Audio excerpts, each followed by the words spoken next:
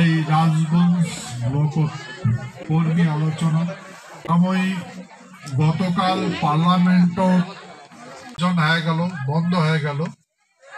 তারপরে শতে শতে ticket book করি আসছো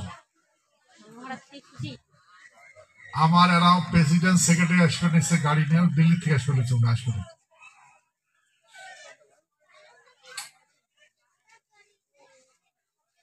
তোমার সাথে আজকে ওর এই দেখা আর আজকে 2-4 কথা আলোচনা করি বিষয়। ইতিপূর্বে তো আমি বহুত আলোচনা করছো, তোমরা সব শুনছেন। এখন কথা হলো পাওয়া না পাওয়া। আমরা কি পাইলাম না পাওয়ার তো প্রশ্নই না উঠে।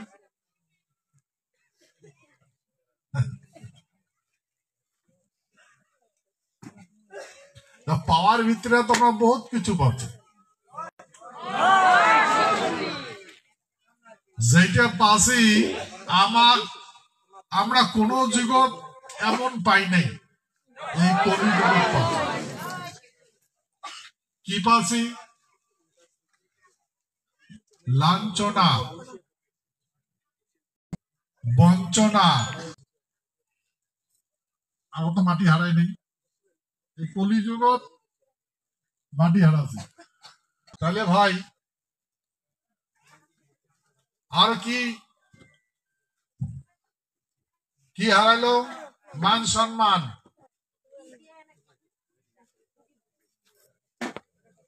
অন্ন, বস্ত্র, বাসস্থান সব হারাচ্ছে। পাইলাম কি? পাওয়ার জিনিসটা কি? আমরা পাওয়ার ভিতরে পাচ্ছি দরিদ্রতা, মৃত্যুবরণ। বাকি যেগুলা মাসি বাসি আছে দুর্ভোগ, এটাই ভালো আছে। এটা আমার মনের ভাবনা। এই মনের ভাবনাতে বাসি আছে যে মৃত্যুতে একদিন আসবে। যতক্ষণ পর্যন্ত শ্বাস চলে, নিঃশ্বাস চলে, আমরা সবাই জানি কোন মাসি নিন্দ থাকে।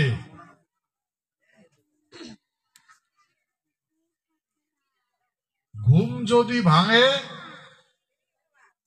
নিন্দ যদি ভাঙে, তাহলে সকাল হয়। আর যদি নিন্দ না ভাঙে, তাহলে চিরকাল হয়। আমরা এই বর্তমান পরিস্থিতির সম্মুখীন হচ্ছি। আমরা নিন্দত আছি। এই নিন্দ যদি ভাঙে, তাহলে আমার সকাল হবে। আর যদি নিন্দ না ভাঙে, তাহলে চিরকাল হবে। আমার কথাগুলো তোমরা বুঝছেন। আজ পর্যন্ত আমরা কিছু পাচ্ছি, হারা আছি, সব হারা আছি। এখন আর হারার নাই। হারার খালি একটাই আছে। কোনটা? এই যে ফেপড়াটা উকেশ নাই ছাড়ে, উকেশ নাই ছাড়ে। যেদিন এই ঘাটাটা বন্ধ হবে, সেই দিন আবার শোক শেষ। আর এটার অপেক্ষা সবাই আছে। কি জানি কখন উকেশ বন্ধ হয়, কি জানি কখন সুখের উকেশ বন্ধ হয়। আমার ভোগ বিলাস, মান, মর্যাদা, ঐতিহ্য, ভূমি কিচ্ছুই নেই, সব হারা। কিন্তু আমরা বিশ্বাস করি না, আমরা মানি না। কোন দিন যাবো তো আমরা যদি লক্ষ্য করি, দেখি, বোঝা যায় যে আমরা মানব সভ্যতার শ্রেষ্ঠ মানব। পৃথিবীটা, সমগ্র পৃথিবী বিশ্বায়নের জগৎ। দুইবার বিশ্বযুদ্ধ হয়েছে, দুইবার পৃথিবী রক্ষা করছে। আমরা যদি লক্ষ্য করি, দেখি, সারা পৃথিবীর পরাধীন দেশগুলা স্বাধীন করে দিল আমার নারায়ণী সেনা মহারাজার ঘর। সারা বিশ্ব পরাধীন ছিল, বিশ্ব স্বাধীন করে দিয়েছে। আজকাল যেগুলা লেকচার মারি বা ইন্ডেক্সে দেখলে স্বাধীনতা সেনানী কবার লেখছে। ইমার কোন ঐতিহাসিক প্রমাণ আছে নাকি যে ইমরা স্বাধীন করছে দেশটা? বললেন ভাই, এই ভারতবর্ষ পার্লামেন্টত কাজিয়া লাগছে। এবার দেখলেন না, কাজিয়া লাগিয়ে লাগি সংসদ বন্ধ, দুর্না সদনে দেখছেন নাই? জানেন কার নিয়ে তর্ক বাজছে? বি আর আম্বেদকর। আম্বেদকরের আর একটা নাম হয়েছে ভীমরাও আম্বেদকর। এবার স্বাধীনতা পরে ভারত সংবিধানের সভাপতি হয়েছে। এইবার ভারত সংবিধানের বিষয়ে পার্লামেন্টের চর্চা হয়েছিল। মুই বহুত চেষ্টা মনে মনে ভাবছ, সংকল্প করছ যে সংবিধান বিষয়ে মুই কিছু কই। পরে চিন্তা করি দেখলু, মুই যদি কথাকে সংবিধানের বিষয়ে আলোচনা শুরু করো তাহলে সরকারের মন বেজার হয়ে যাবে। দলের যত নেতা আছে না, মন বেজার হয়ে যাবে। ডকুমেন্টস তো আমারটাই আছে, কাহিনীটা তো আমারটাই শুরু। তোমরা হয়তো এটা জানেন না, তোমরা হয়তো এটা বুঝেন না আমার পূর্বপুরুষে কি করছে। ব্রিটিশ যখন চলে যায়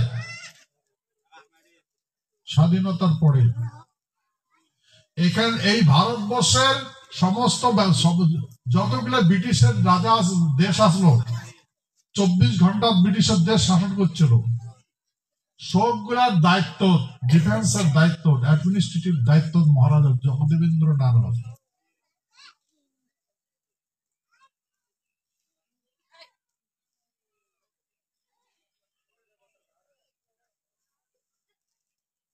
তাহলে চিন্তা করি দেখেন, আমরা 1947 সনের 9 আগস্ট অ্যাকসেশন করি, মানে সন্ধিপত্র করি। সন্ধি কার সাথে? লর্ড মাউন্টব্যাটেনের সাথে।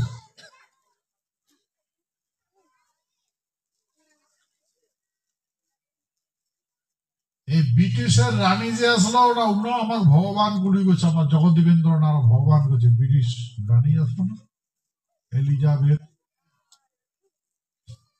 প্রথম এলিজাবেথ, দ্বিতীয় এলিজাবেথ, গড বলে মানছে। 1953 সনত দ্বিতীয় এলিজাবেথ করোনেশন মেডেল দিছে। জনওয়ার এলিজাবেথ ঘোষণা হয় 53 সনত, মহারাজা সম্মানিত করছে।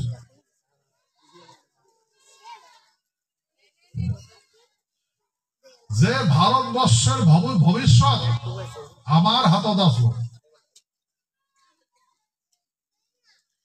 যে ভারতবর্ষকে আমরা স্বাধীন করলাম,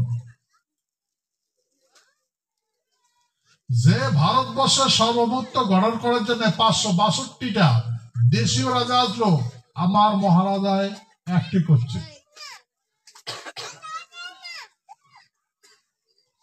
আর এই গণতন্ত্র দেশের সাথে আমার মহারাজা চুক্তি করিয়া একটি করে দিছে। সেই গণতন্ত্র আমার মাথাত গুড়িবার লাগছে, আমার পেটত গুড়িবার লাগছে, আমার মান ইজ্জত ধলিসাৎ করিবার লাগছে। আমার মানুষ বলে বর্তমান ভাবে না,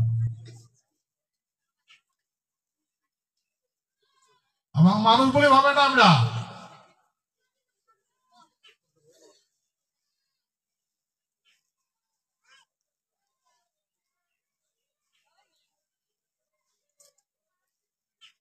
কারণ শাসন এখন উমার হাত, সেই জন্য ভাই এটা বুঝা লাগবে। যখন 1947 সনের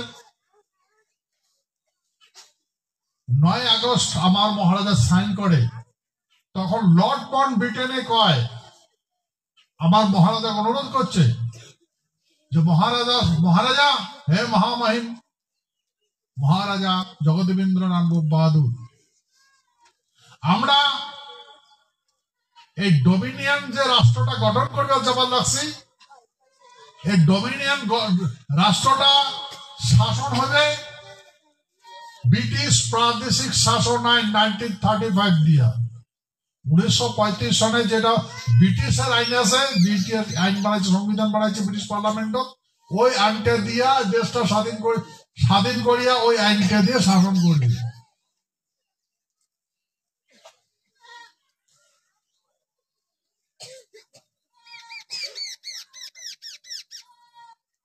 উনিশশো 35 সনের আইন এই ডোমিনিয়ন গভর্নমেন্ট বানাইবে, আর এই গভর্নমেন্টটা 1935 সনের আইন দিয়ে শাসন করবে।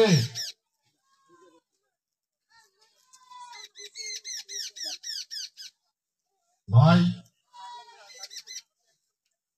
1935 সনে আইন দিয়ে যেহেতু শাসন করবে, এই কথা কাক কইছে?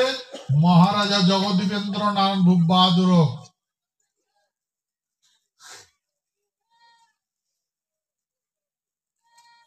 এটা আমার বুঝা লাগবে। আজকে যে হাল্লা করবেন লাগছে পার্লামেন্ট, গন্ডগোল আমার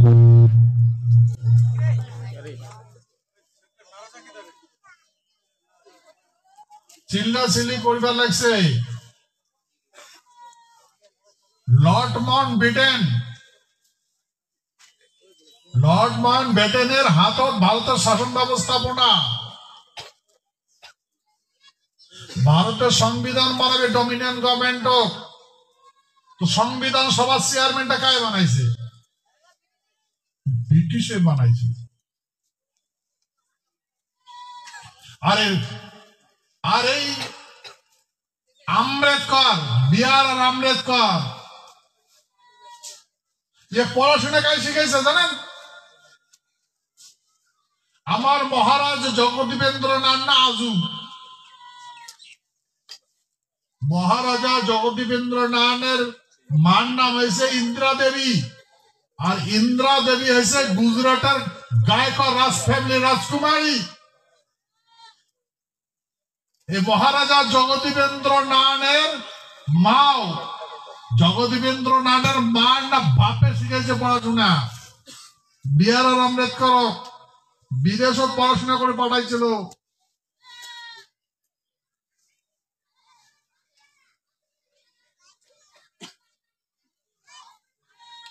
আর এই ভারত সংবিধানটা যেহেতু নর্থ ব্রিটেনে চলায়, তো সভাপতি কায় বানাবে?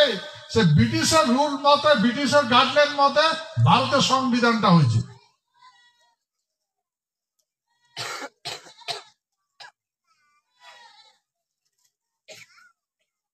উনিশশো 35 সনের এক।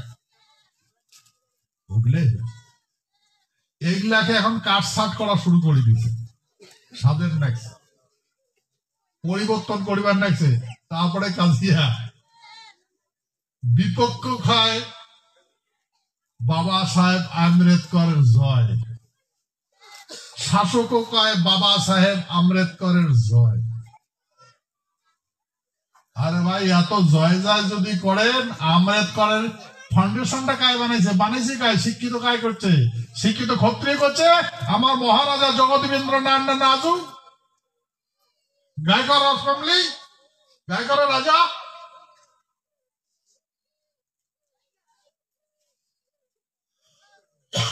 সেই মহারাজা জগদীবেন্দ্র নারায়ণ ভূপ বাহাদুর ভারতবর্ষটা স্বাধীন করে দেন।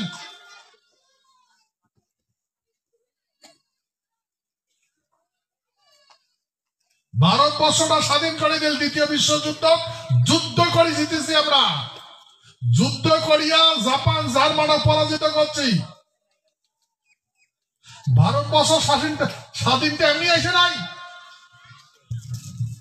হাতের তালে দিয়ে আসে নাই ভারতবর্ষ স্বাধীন। ইনকিলাব জিন্দাবাদ করে ভারতবর্ষ স্বাধীন হয়েছে নাই। ভারতবর্ষ স্বাধীনটা যুদ্ধ করে যাচ্ছে। সেই মানছি আমরা। তখনকার দিনে সর্বোচ্চ শক্তিমান আসলো জার্মান,